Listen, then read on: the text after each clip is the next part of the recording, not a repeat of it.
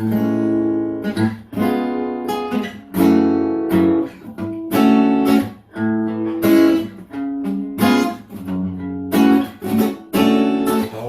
take a walk around the world. Wonder would it do me any good? Till I get some money in my pocket, then I guess just have to walk around the neighborhood. But I wanna be good so bad. Wanna be so good, so bad, so bad. Wanna be good so bad. That desire's all I ever had.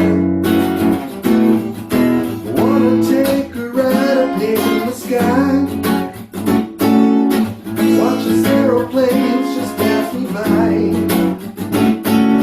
Wanna see a little July and take the time to show all of these people what it means to be alive. I wanna be good so bad.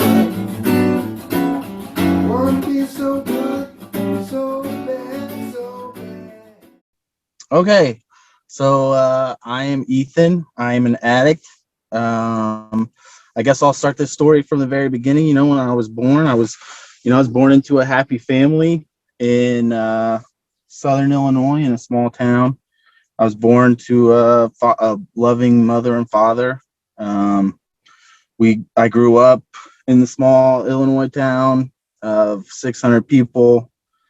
Everything was pretty solid for, I can't say that there was a lot of trauma in, gosh, my voice is shaking. I'm so nervous, but I can't say there was a lot of trauma. Like a lot of addicts can talk about having trauma, at least they have some sort of excuse to have become a drug addict. I can't say that there was a lot in my childhood. My childhood was very happy. My parents were extremely supportive, loving. They certainly had their fights, but this is very normal growing up. And I suppose the substances started, they entered my life when I was 14 years old. My brother is 3 years older than me. So I started drinking freshman year of high school. My brother was a senior in high school, and I was a freshman in high school, and I did a lot of partying with him and his friends. I can't say it really became a problem. But it was a young age to start drinking and doing all that partying and hooking up with girls, but I thought that's what was cool.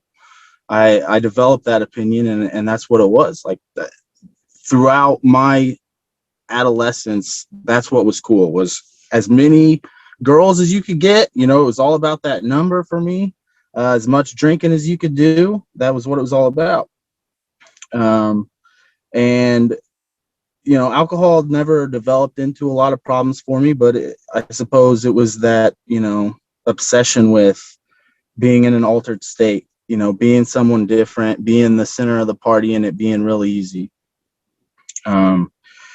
But to be honest, the real trouble started when I was a junior in high school. I was 16 years old. I moved to central Illinois. So my parents took me from my small town with all my friends and my girlfriends and whatnot. We moved to a small town in central Illinois, and things got pretty scary from there for me. Not scary at the time. It was a lot of fun at the time. I made a few friends in the new school. We started drinking all the time, every day, pretty much.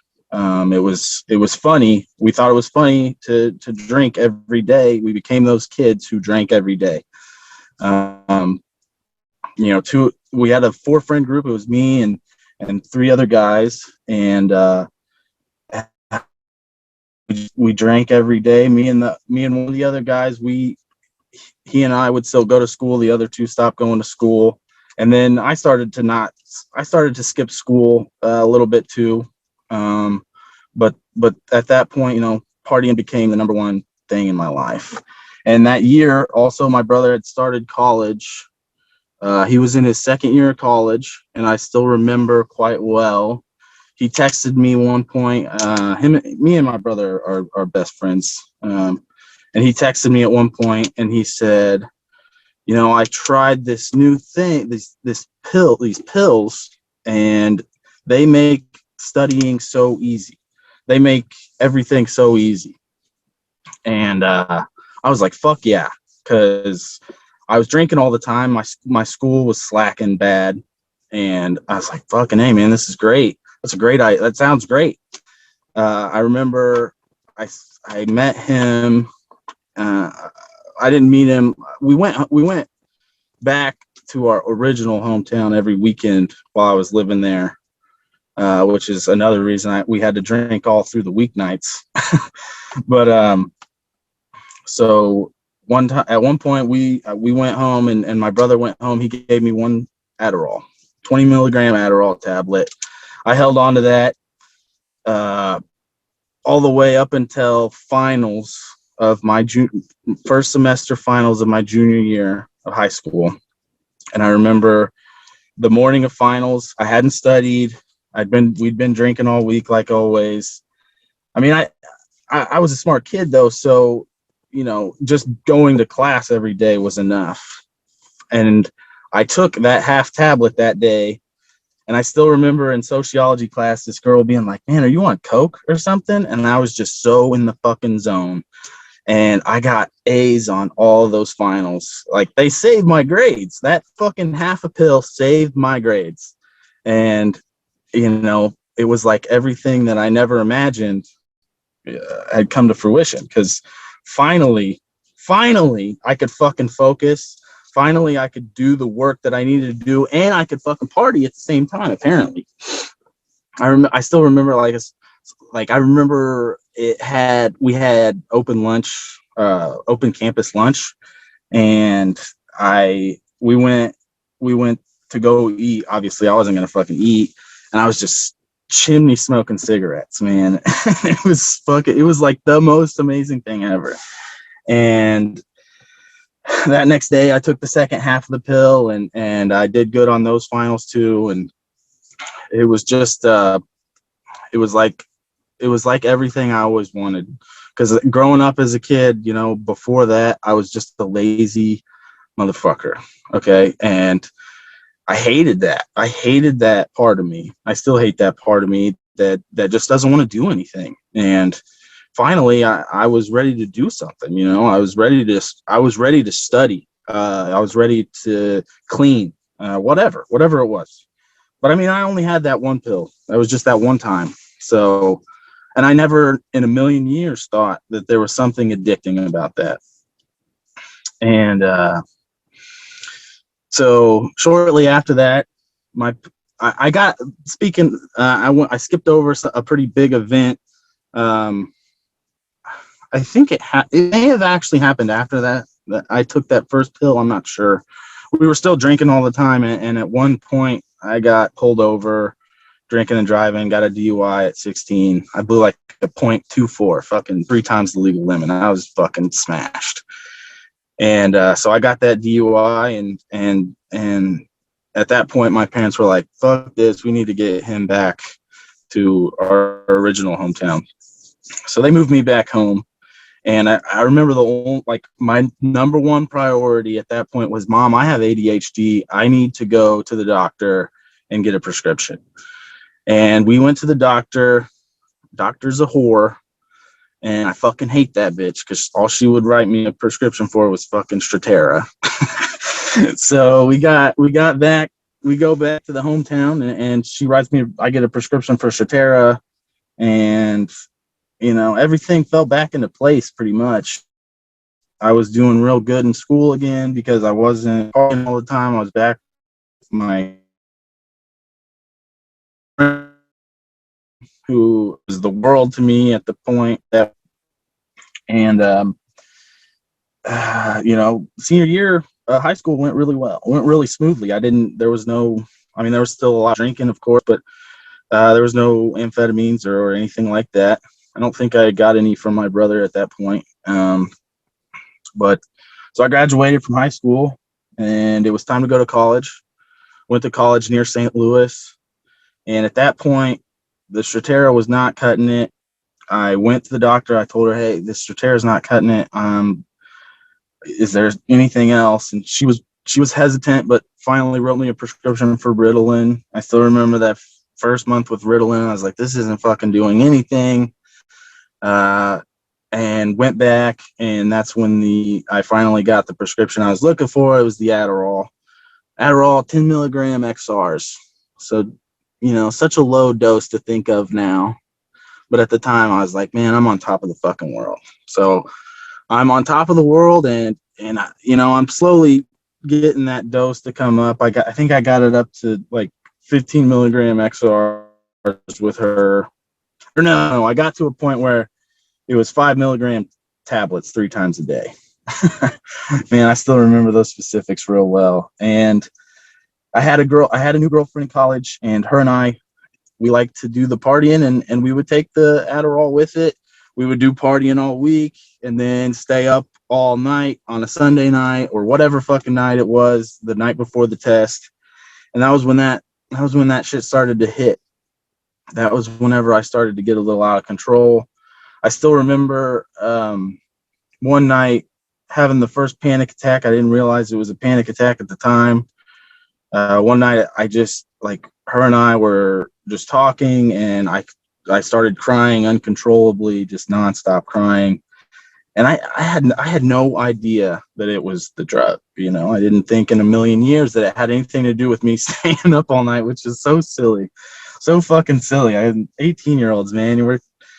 We're ignorant, to say the least, naive, I guess. But anyway, so the Adderall had come in, and at this point, I talked to my brother. So I'm living near my brother. My brother was going to college in St. Louis. So me and him are spending a lot of time together. We're drinking all night. But at this point, it's still under control. I would still consider it under control, even to myself at this point, like right now. Like, it wasn't like I was taking it every day. I would take it to stay up all night to study, but I wouldn't take it every day to function. So at that point, and I told my brother how easy it was to get a prescription. So he went and got a prescription as well. So now we both are riding high with our prescriptions of Adderall. And the college kids love you whenever you got that prescription for Adderall, I tell you, because, they want to get some too. But, and then sophomore year, new girlfriend, I started dating my wife, who's the girl who's my wife now.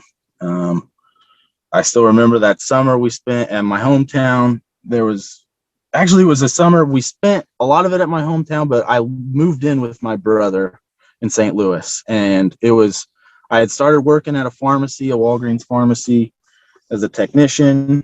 My brother is a pharmacist. He was going to pharmacy school, so he had actually got me that job. And we were partying all the time. It was drinking and using the Adderall to stay awake, and then using the Adderall to go to work, and then sleeping for a couple days, maybe sleeping it off, And at that point, it was starting to get a little out of control for sure. And then that next year, college again. That summer, I started dating the girl that's my wife now. No, that's not true. Mixing it up. So anyway, that summer passes.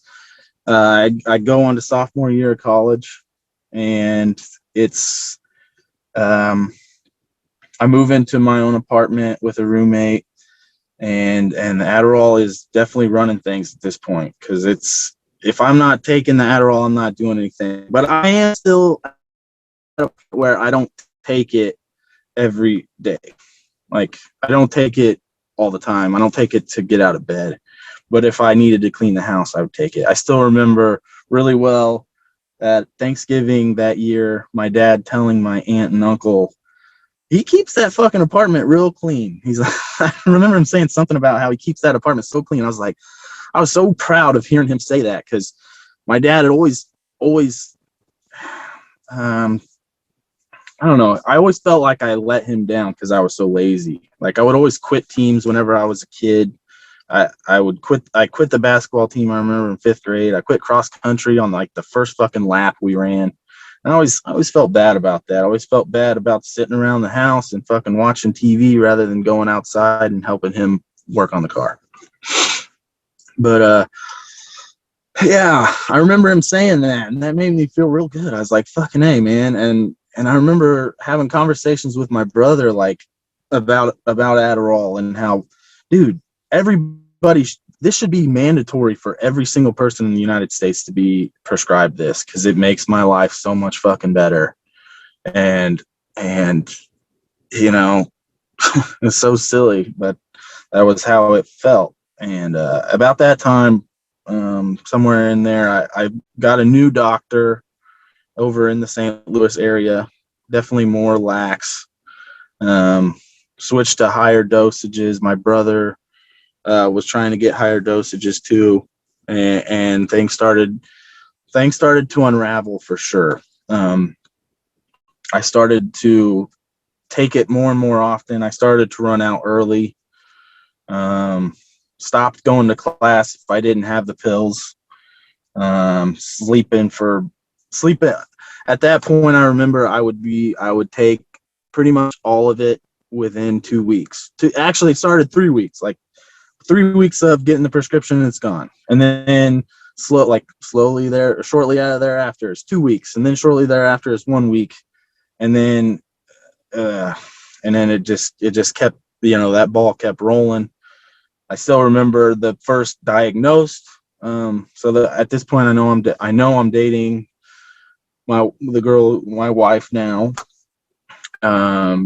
She was a freshman in college. She went to a college about an hour and a half away from where I was going to college.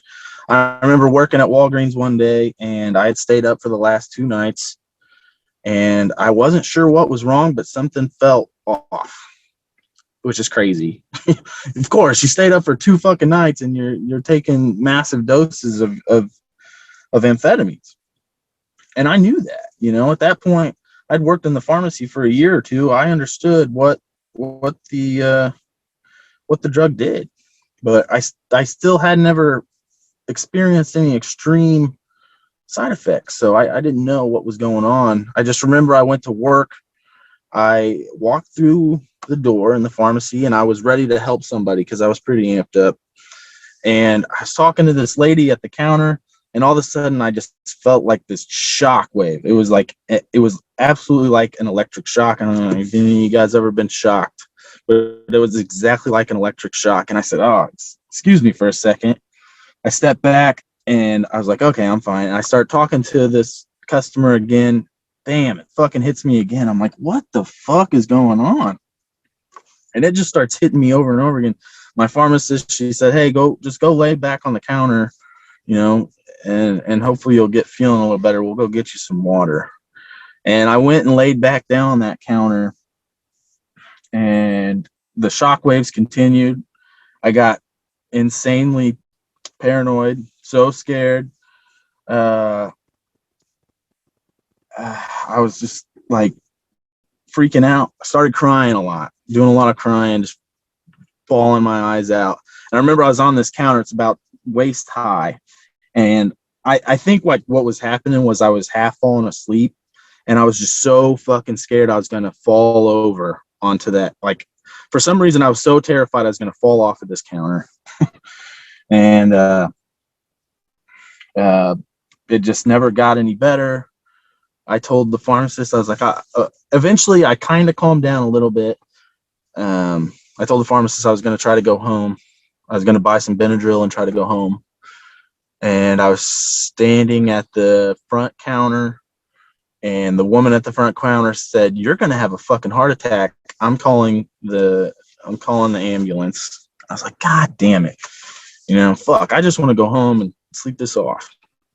But that didn't happen. The ambulance showed up, and they took me to the hospital. And the next thing I know, my girlfriend was there, my wife now. My parents eventually came, and the doctor was like, are you on something? I was like, well, I took my Adderall last night. I swear that authoritarian figures in my life have just chosen ignorance over and over again. And he said, well, I don't think that was what caused this. I think you're just a little overworked, maybe. And he wrote me a prescription for Xanax, which I lost almost immediately. I have no idea what happened to it. We went back to my pharmacy to fill it and we lost it. But anyway, so I wake up that next day. And my girlfriend had gone back home, but my parents were still there. I remember waking up and I still had like half a prescription of Adderall left. And the first thing I thought was, I want to take 4 of those motherfuckers right now so I can get up. Cause I think finals was coming up. So maybe that was why I was staying up and was so stressed. And I did. I took 4 more and I remember they didn't do anything at all because I was so zapped, just drained. And I think that was kind of where it really started to fucking suck. And because once those 4 didn't work, I took 6 more or however many more. And I just kept going. And then at that point, I'm staying awake either way. And from there, then my grades really started fucking slipping. I ended up graduating. It took me fucking 5 years to get that bachelor's. Well, 4.5, whatever it was. I think it's 4.5. But it took me 4.5 years to get that bachelor's. And it was piss poor at best. Fucking like 2.7 GPA, and I should have been doing much better. And I was supposed to go to pharmacy school. I never even applied. I didn't do a lot of the stuff I was supposed to do, but the Adderall continued. Either way, I'm still seeing this doctor. She didn't give a fuck. She's just writing these prescriptions. I'm still trying to get them as early as possible. Usually at this point, my wife had moved in, my girlfriend at the time, she had moved in with me. I was at a point where I wasn't taking it for work. I was for play now. I was taking it so I could stay awake and play video games all night, all the time. And then that went on for a little while. I graduated from college. I get my first job from college, out of college, working as a fucking health inspector, kind of like what you'd see on TV, inspecting restaurants and shit. But I was still an extreme pill addict. I would take everything in 3 days, all the pills, 90 pills, 10 milligram tablets in 3 days were gone. And I would be fucking destroyed, just an anxious mess. And I got fired from that first job because I wasn't fucking doing it. I wasn't doing the job, but it worked out to my advantage because, well, I skipped over a lot just now, but that's okay. But it worked out to my advantage because I got a job with a pharmaceutical, Pfizer, the pharmaceutical manufacturer, shortly thereafter. I didn't even know that I could get such a good job. It was pretty high paying. I think it paid like $50,000 a year, and that was a lot of money for me at the time. And I forgot to mention, this whole time I had a son in 2008. This was right out of college, and I am pretty much, I loved him. I always love him, but I had pretty much fucking, let my dad duties down pretty bad. And I chose not to get along with his mother. I didn't try hard to get along with her at all. My parents pretty much took the bill with that. But anyway, so I'm slipping down, and I get a good job out of college though. Things are going pretty good despite the fact that every month, and this is every single month, I'm taking 90 pills in 3 or 4 days. Sometimes I would stretch that shit out to 7 days, not very often, and then I'd spend 2 weeks recovering from that shit. Like just barely making it to work on time, just fucking barely staying awake while I'm at work. And then that last week would be, so there's 4 weeks in a month, right? So it's that first week is getting the pills and then taking them all, and then 2 weeks, fucking, I still remember thinking about this all the time. 2 weeks recovering, and then that last week is working. Like usually I would start hitting the gym for a few days and being like, I don't need those fucking pills. And then as soon as I could get the prescription, usually 3 days early, I was like, nah, I need those fucking pills back. It's going to be different every single month. It never fucking failed. And this is going on from, the age of 22 all the way up to the age of 25, just every single month, not missing a single month. I'll be good this month. I can do it. I can fucking do it. It's going to be different every single month. And it never was. It never, ever was. It was never better. The only time I can ever think the 1 month it was better was I had a friend who bought my entire prescription one time for like $300, and I didn't have any that month. That was like the best month of my life because I spent a month sober. But anyway, so I'm working this job. I transferred to a new department at this job at Pfizer, and I buy a house. And I say I buy a house. Really, what I mean is my dad bought me a house. And he put the down payment on it, co-signed with me and stuff. Well, no, he didn't co-sign, but he did put a big ass down payment on a house. And I buy this house, and me and my girlfriend had split for a little while. We had moved apart anyway, and my drugging was getting a lot worse. And at that point, I remember I had told her I need to stop, and she said, "Yeah, you do." And at that point, then the hiding kind of came into play during that year that her and I spent apart. And I loved that. I fucking loved hiding it from her. I really enjoyed that.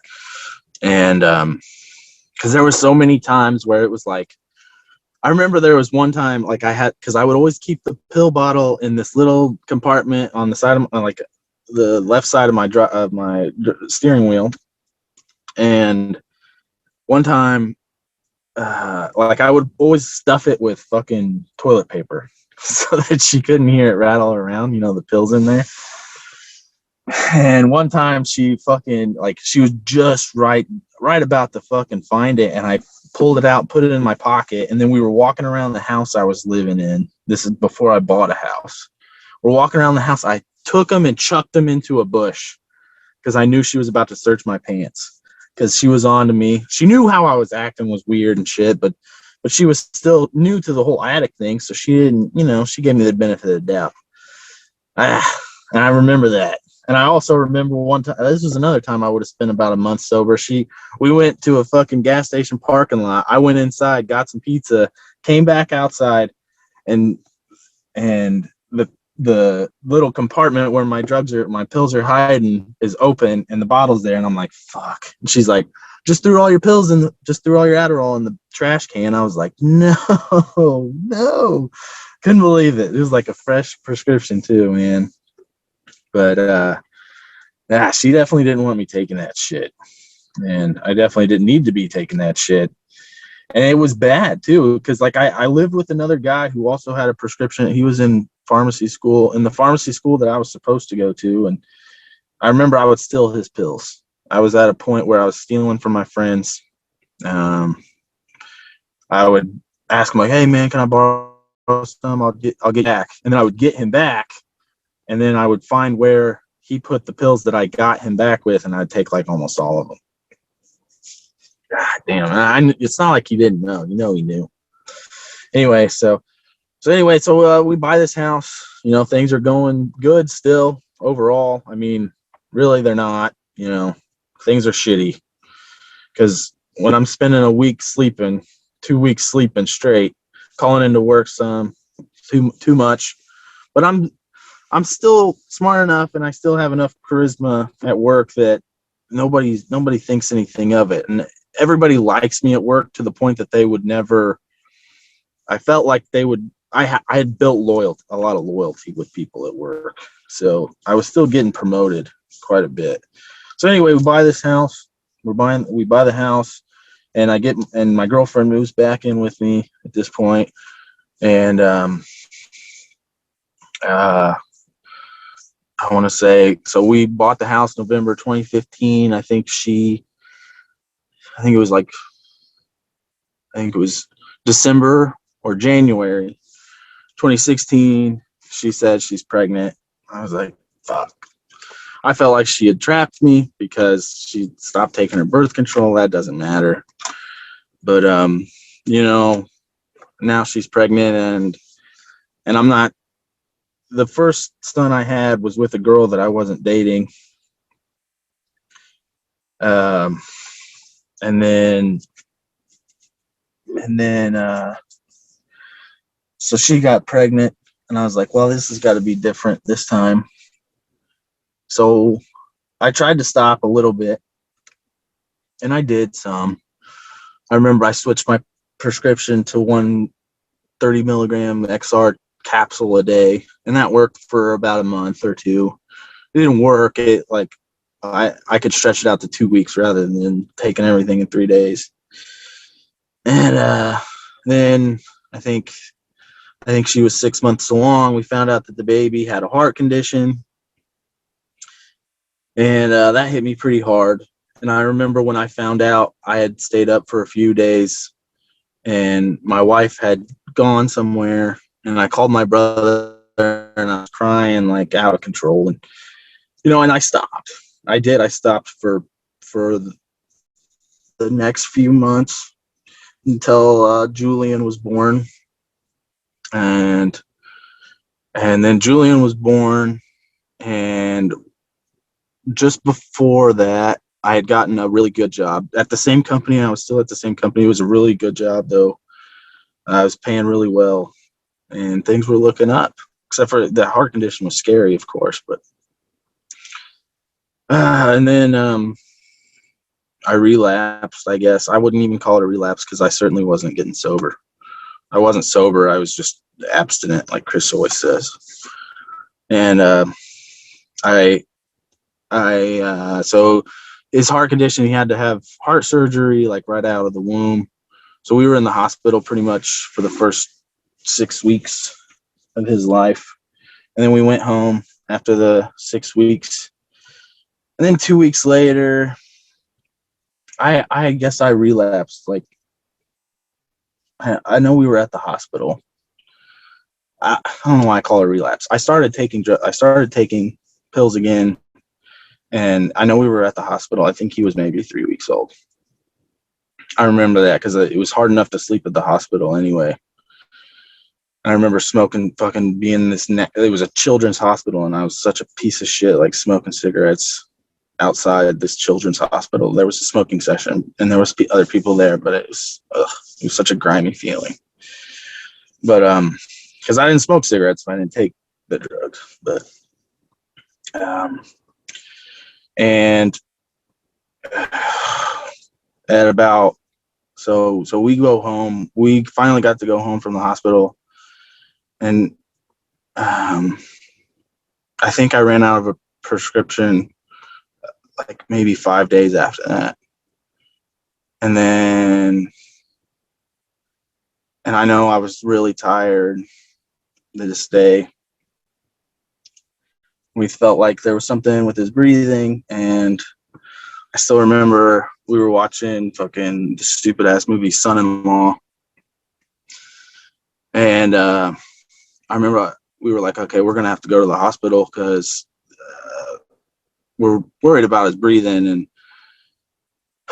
I wasn't in my, yes, Pauly Shore. Yeah.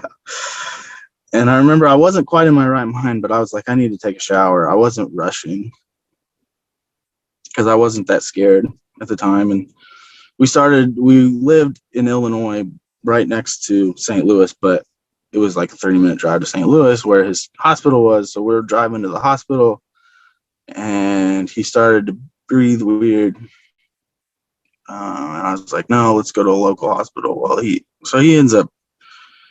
we go there, and he passes away. And I still feel like fucking, I don't know. You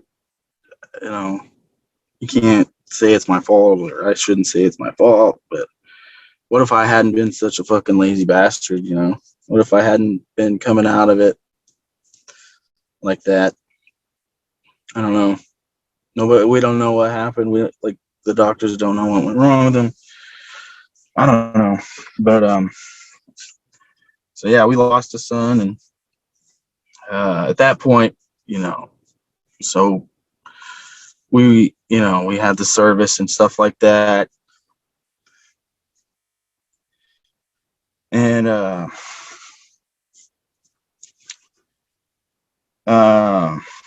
so we had the service and stuff like that, and I took a few weeks off from work, and then I got back to work, and things, yeah, I know they don't go back to normal, but and then I don't even know how. I remember we went to see my doctor, the psychiatrist at the time, the one that was writing for Adderall and stuff. And, she was like, okay, well, we're going to start you on an antidepressant. But we continued the Adderall still, I think. She's like, just be careful because it could cause seizures. And at that point, there's no fucking around anymore. I was back on the Adderall and I was hitting it hard. I almost immediately wanted to switch back to the tablets because the tablets were a lot easier to abuse. Uh, you know that that's that those few months after that are kind of a blur. I don't really remember, and I don't know that it's drug use that keeps me from remembering it, because it was still just Adderall at that point, and I was definitely drinking a lot more.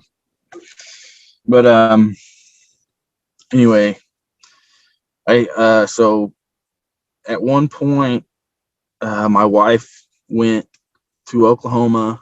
She's my girlfriend still at this point, but my wife went to Oklahoma, and my wife went to Oklahoma. I just got a fresh prescription, and I went fucking crazy on this shit. I mean, I went nuts. And I went nuts to the point that I knew my girlfriend was cheating on me.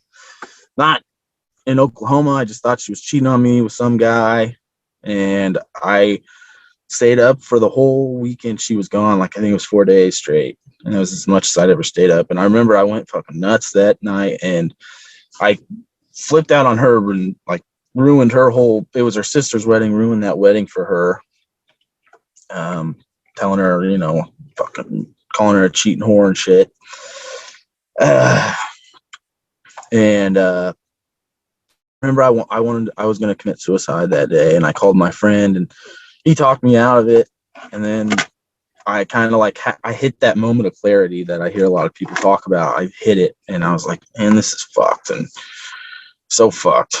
And then I made up with my girlfriend on the phone, and she came home, and that night sorry, it's kind of gross, but that night we made our next son, our son now.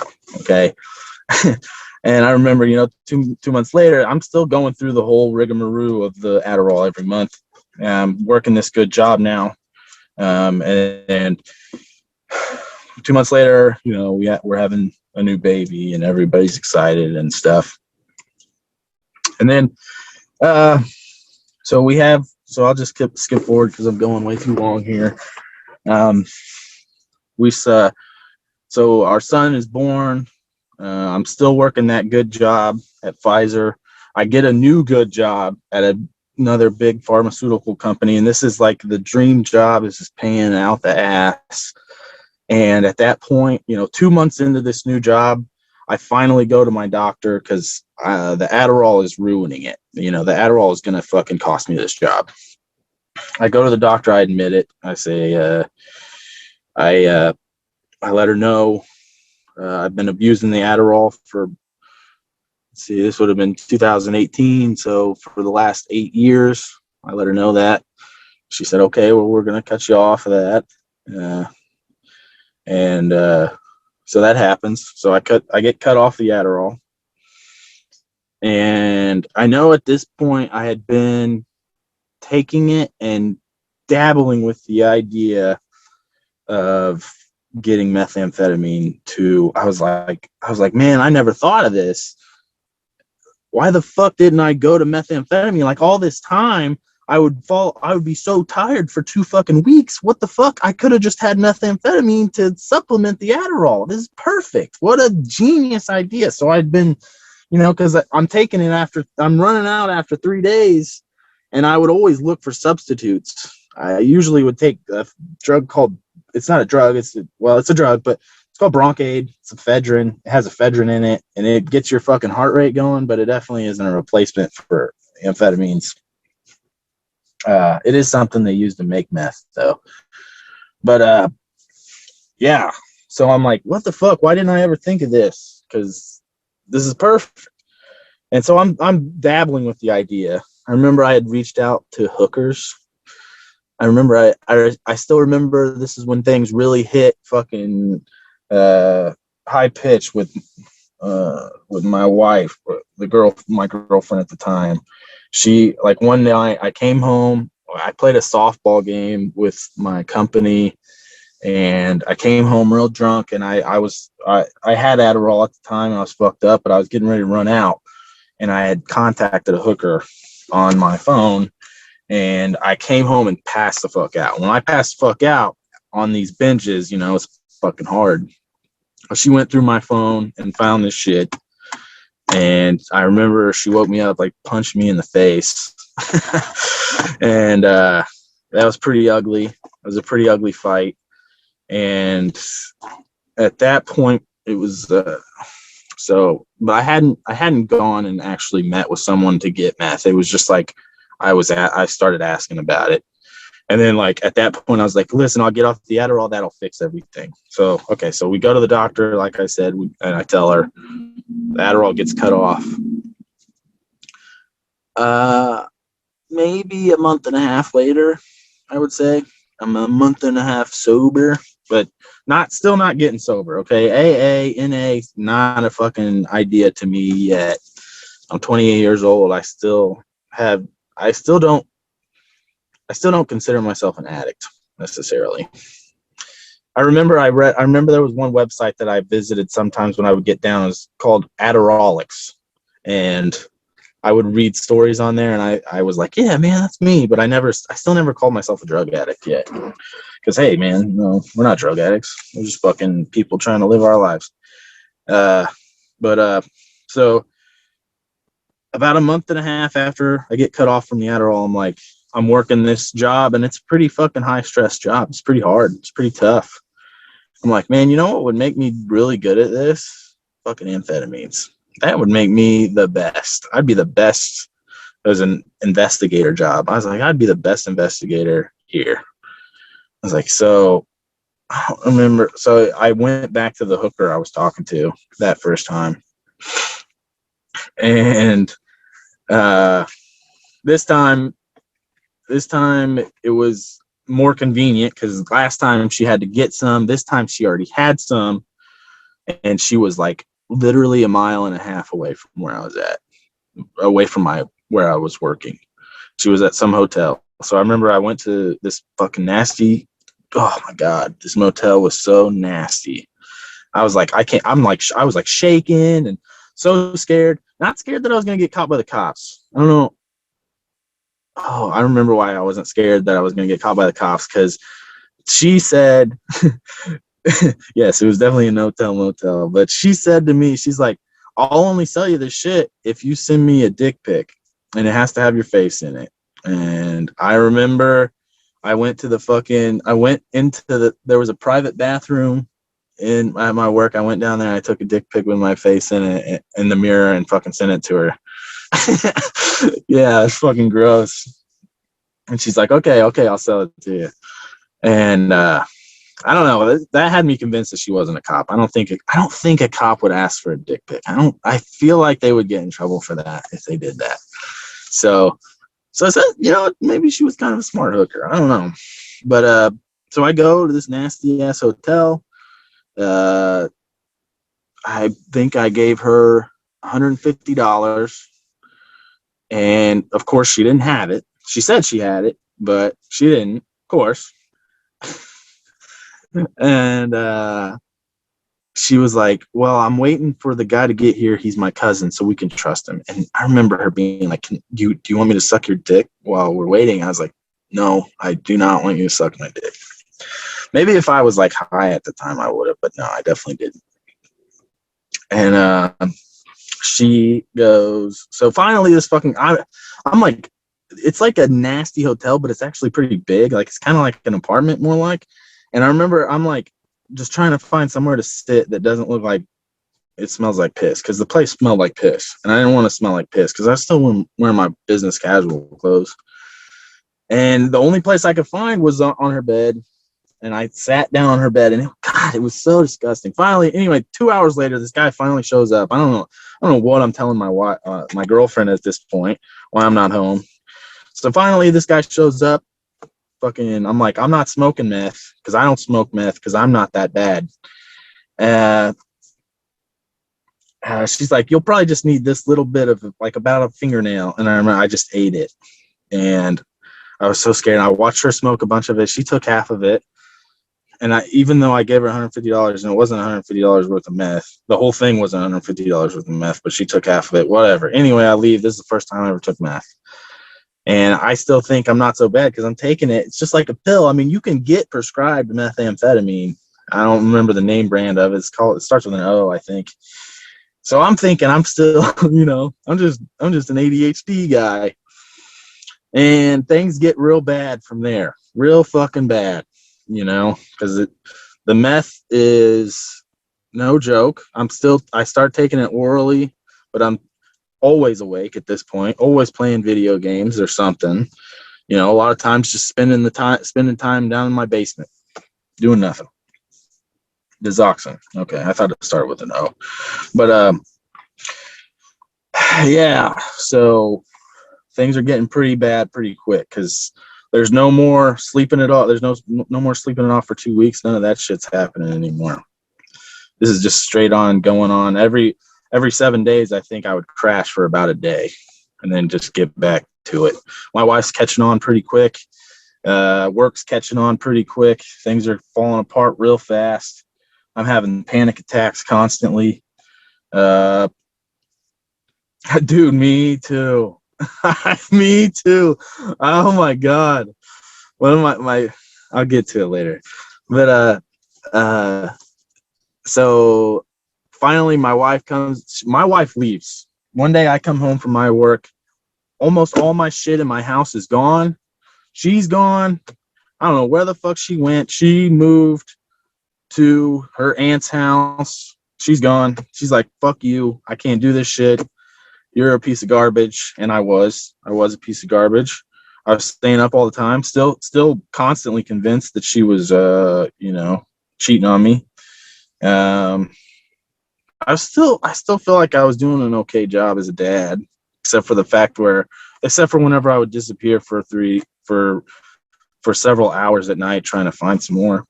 But, so this gets real bad and she leaves me and she tells me the only way I'm going to get her back is if I go to rehab. I was like, okay, all right. I guess that's what I got to do. We go to a rehab and we're thinking I'm checking in tonight. Well, my lying days aren't done yet. So we get in there and they start talking. They start asking me questions. I'm like, well, I'm not that bad. I still haven't admitted to her that I have taken meth.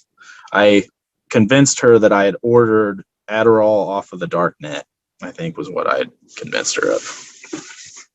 So not that there's that much of a difference between the two. But anyway, so I convinced these ladies at the rehab that I'm not that bad. And they're like, yeah, you're not that bad. You just need outpatient. Sweet. So and then I went to work like later that week, and I told them I went on like short-term disability. And so I went to short-term disability for like 5 weeks or so. This whole time I'm going to outpatient rehab. This is my introduction to fucking recovery. Finally I'm introduced to recovery. I think had turned 29, just turned 29, and I'm going to recovery. And I'm going to these meetings. There's like, I think there's 3-hour meetings every other day or something like that. And I remember the fucking guy but that's it. That's all it was. I remember it was like a $700 deal. I mean, my insurance paid for it, but I remember that. And that was all it was. I guess they piss test us too. But so I stayed sober for that. And I come back to work. Actually, this was right after my 29th birthday.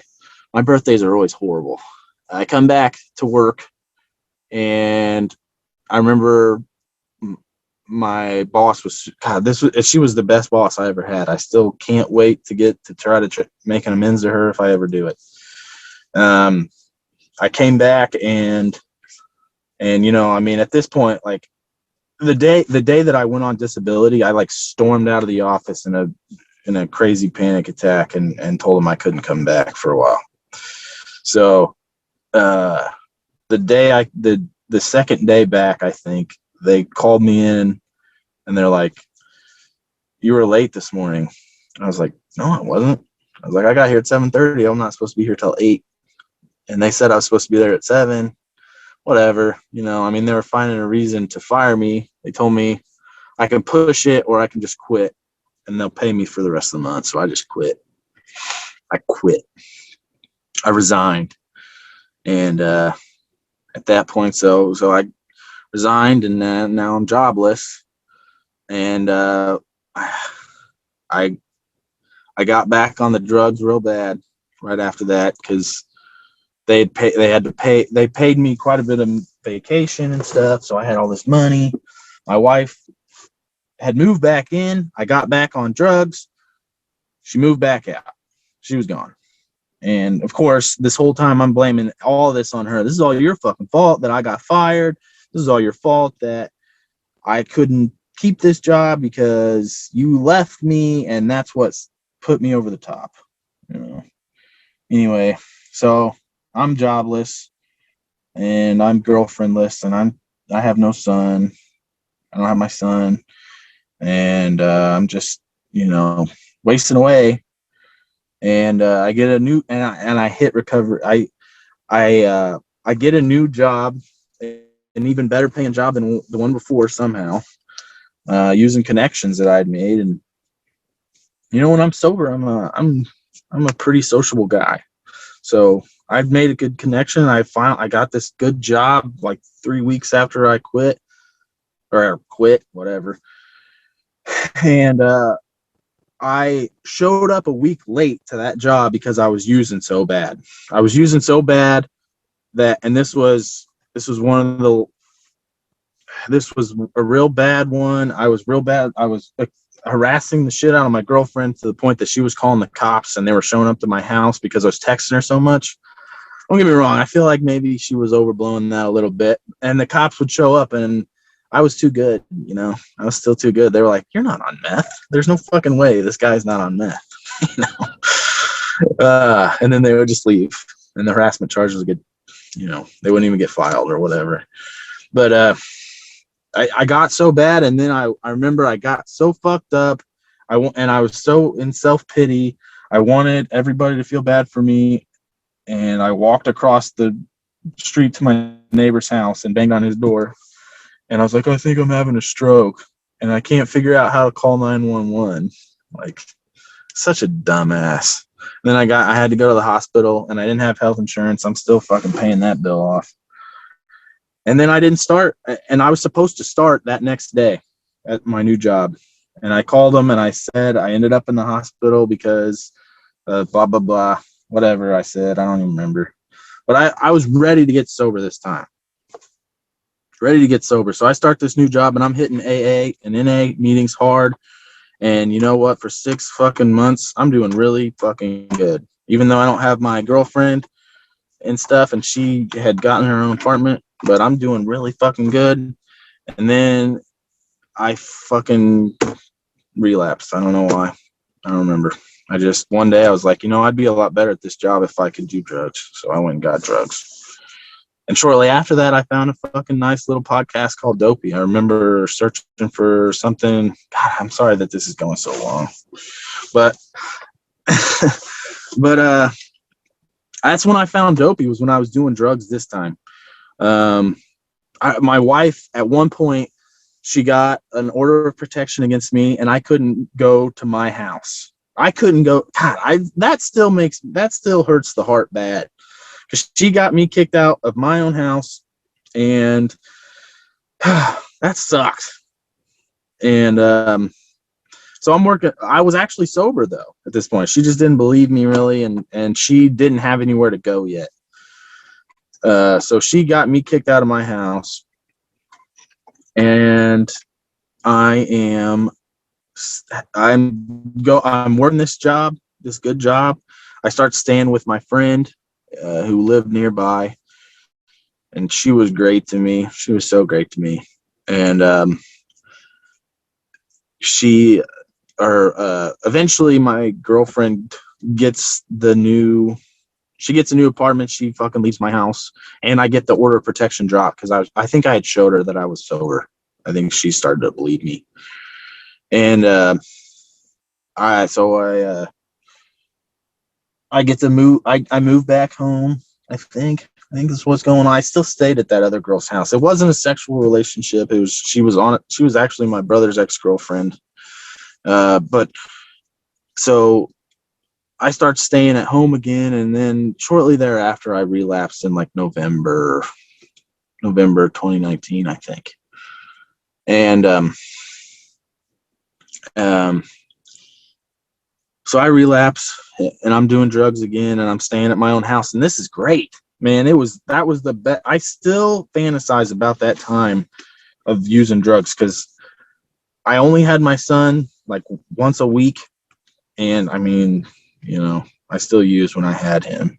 I'm not gonna lie, I still did. It's pretty fucking embarrassing, but I did. But I never abused him, I still took great care of him, even if I was high. At least I thought so. At least I think so. But it was great because I could fucking stay up all night. I could play Call of Duty all the time. And the best part was I had found 2 new friends in Dave and Chris who kept me company. Like that was always a big part of it, was the loneliness. And, honestly, like, I'm not trying to say that they fueled my addiction, because they didn't, but it was great to sit there and be able to listen to them and fucking just play Call of Duty all the time, all the fucking time, nonstop Call of Duty. I remember at one point I was like, for quick play, I was like 126th in the world, like overall, like, which is really fucking good. I was like, damn, like there was people like asking me to join their team and stuff. But as it turns out, I'm not actually good at that game. I just like to smoke. Like not smoking meth. I still was only snorting it. See, because I'm not that bad, because I only snorted it. Huge waste of the drugs, man. But so I start doing drugs again, and this job starts to not seem so good, real fast. And I decide that before I can get fired from it, I told them, I was like, I'm going to leave at the end of December, because it was a contract job. So the contract was coming up. I was like, I'm going to leave at the end of December and go work for my dad. Yeah. And I decided I was going to go work for my dad. So I'm leaving. They actually offered me another job there, because I had made such good friends with this one woman. And I'm still proud of that, because that I had earned that with sobriety. Whenever I was sober, going to meetings and shit, I had earned that job. And then that last month, I really started to burn those bridges. And then I left there and I started working for my dad. And I was sober again for about 2 months. And that was when I really started to listen to Dopey, and Dopey was keeping me good. And then I decided that I needed to get back to working in the pharmaceutical world. I was a quality engineer is what I did. And so I decided that working for my dad wasn't working, because I didn't make enough money, and I didn't think he liked me doing it. But really what it was, I wanted to get back to using. And so I found a new job. It paid pretty well, and I started working it. I was sober for the first 3 weeks, and I actually got to the point where I got to stay with my girlfriend again at the apartment, at her apartment. And then I went back out, started using meth again, got real bad. Then coronavirus started, and what a great excuse, huh? What a great excuse. I decided that I had symptoms, which I didn't, and they said, okay, well, you can work from home for 3 weeks, so go work from home. Well, my wife realized or my girlfriend realized, no, you're using again. She kicked me out. She said, you're done here. So I went to my brother's, and I started staying in my brother's basement and using again. And I spent those 3 weeks in his basement, pretty much straight, just using, playing video games, sort of working, kind of, not really. And then I go back to work, and I'm using heavy. And at that point, I'm staying in hotels. Oh man, how much fun was I? I feel like I was having so much fun. I felt like I was having so much fun just using, but deep down I was hurting because I missed my kid. I really, really missed him, and I wasn't allowed to see it. And at that point, my girlfriend told my other son's mom too, so I wasn't allowed to see any of my kids for about a month and a half at all. They wouldn't let me see him, and that was hurting me. And then that job told me that they were letting people go because of coronavirus. I don't know if that was true. I was not doing a good job there. I was just using drugs. So I don't know. But either way, I got let go of that. So I immediately go back to my brother's basement. I spend about 5 weeks down in my brother's basement, and I'm using. And I finally crawl back to my dad. Dad, I'm not doing good. And I still remember I had gotten a shit ton of meth from this one guy in St. Louis right before I got let go from that one job. I got a shit ton from this guy, man. I think it was like $200 worth of the meth, but it was a lot. Like it was, I don't know numbers very well, but it was a shit ton. I remember it filled up a whole fucking Altoids can. And I was like, I'm never going to run out. This is great. So I get let go. I still have all that shit. I go back to my brother's, back to the basement, back to the video games. Now there's nothing keeping me from playing video games all the fucking time. And sometimes I would go upstairs and drink with my brother because he definitely has a problem with Adderall too. But most of the times I'm staying in the basement fucking playing video games for fucking 4 or 5 days straight. I still remember some of the just absolutely dumb shit I would do. Like he had this huge window that I slept in front of in the basement.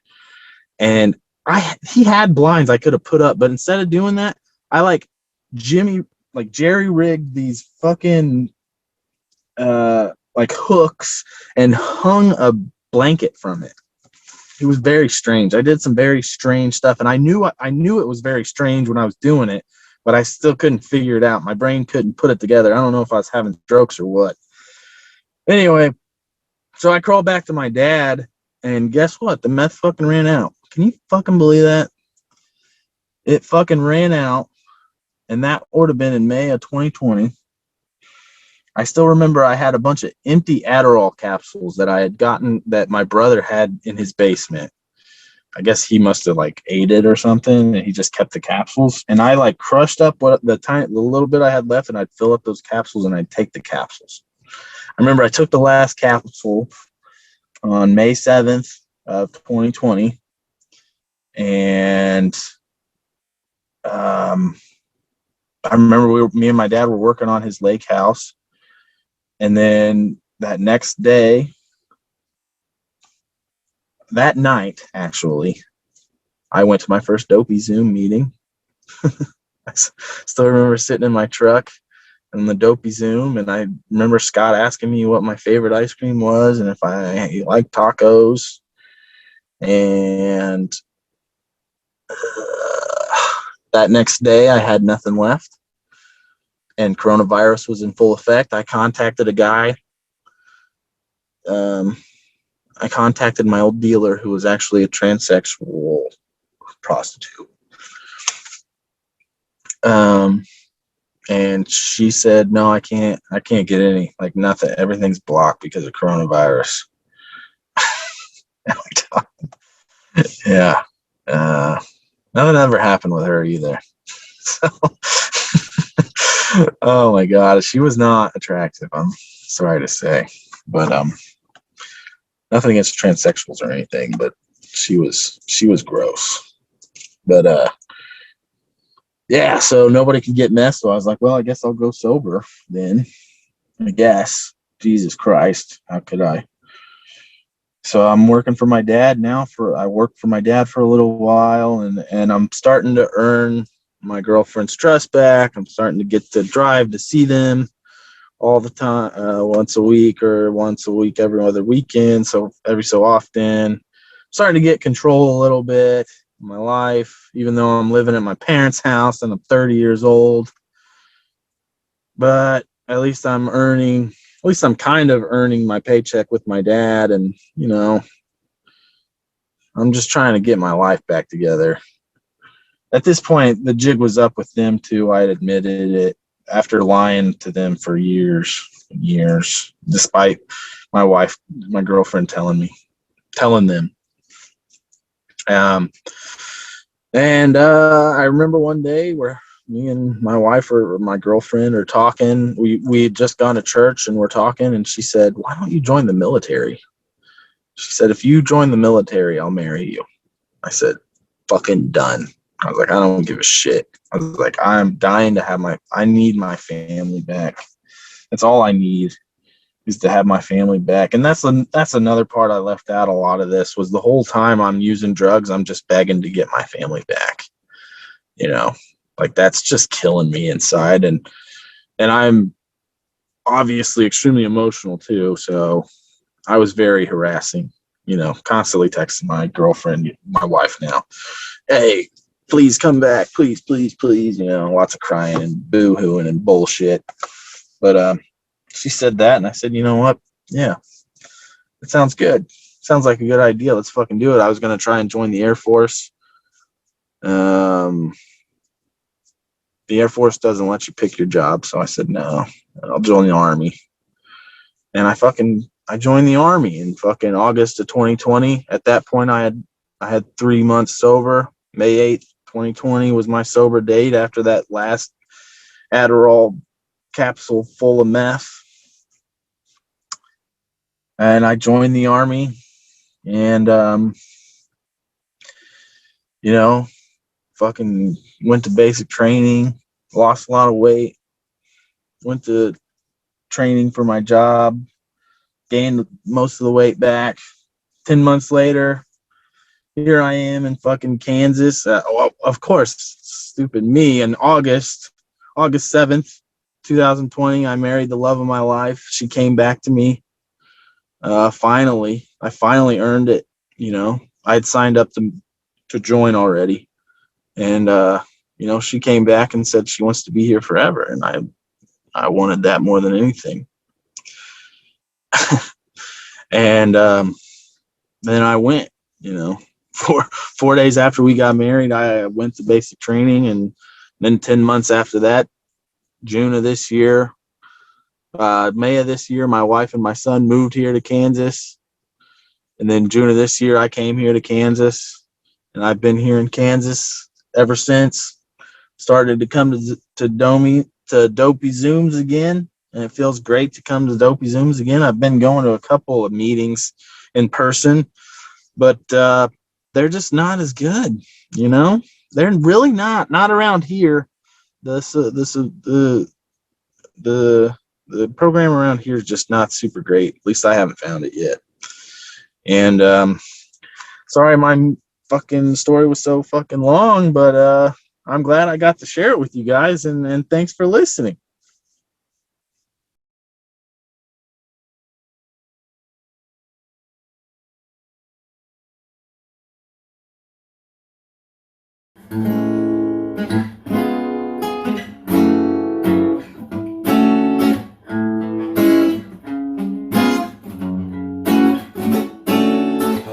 take a walk around the world.